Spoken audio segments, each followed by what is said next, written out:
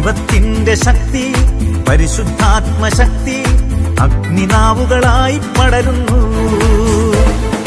പാപത്തിന്റെ കെട്ടുകൾ പൊട്ടിത്തകരുന്നു, ശാപത്തിന്റെ ബന്ധനങ്ങൾ അഴിഞ്ഞു വീഴുന്നു. ഈ ജനത്തിന്റെ ഇടയിൽ ദൈവാത്മാവ് വരുമ്പോൾ തളർന്ന കൈകാൽ മുട്ടുകളെല്ലാം ശക്തി പ്രാപിക്കുന്നു.